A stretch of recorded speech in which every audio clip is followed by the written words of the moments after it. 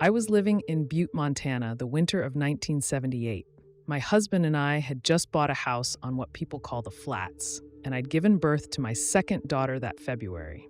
Her room was right next to ours, and my other daughter's room was just down the hall, so they were both close by. I will never forget the night when I thought my beautiful baby girl was possessed in Linda Blair fashion. It was a nightmare in reality. Some incredibly evil things that lurk on the other side of my world. I was sleeping soundly when a noise woke me up. It was the sound of maniacal laughter coming from my baby daughter's room. I sat straight up as I listened to this horrible laughter. Not only was it coming from her room, but it sounded like it was coming from her. Oh my God! I thought, what is happening to my baby? My heart was pounding, and my body was shaking as I threw the covers back and jumped out of bed. I was planning on running into her room, grabbing her, and then grabbing my other daughter on the way out the door. Unlike some television shows or movies today, I did not plan on waiting around to see what it was. I just wanted to grab my babies and run. As I put both my feet on the floor, something picked me up off the floor and slammed me back down on the bed. It didn't hurt me, but whatever it was wasn't going to let me get by.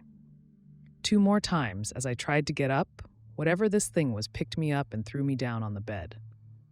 Finally, on the 4th try, I was able to run from it. Instead of running into my daughter's room, I ran into the living room.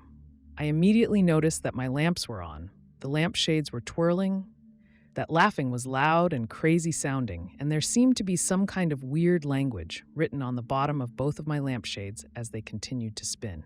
I did the only thing I could think of. I immediately dropped to my knees, put my hands over my ears, closed my eyes, and with fear touching my soul, said, "Oh God, my God, please make it stop." As soon as the words were out of my mouth, everything was quiet. The laughter was gone. The lampshades had stopped twirling, but the light stayed on and the writing was gone. I could only kneel there for several minutes, my entire body shaking and my heart beating at Mach 1. I knew I had to go into my baby's room. I was so very frightened. I couldn't help but imagine walking into her room and seeing her floating above her bed, eyes glowing red and her head twist around her body, Linda Blair style, as that maniacal laugh comes out of her body. I was so scared. I finally took a deep breath and slowly got to my feet. My entire body was trembling as I slowly walked to her room, praying to God the entire time that she would be okay.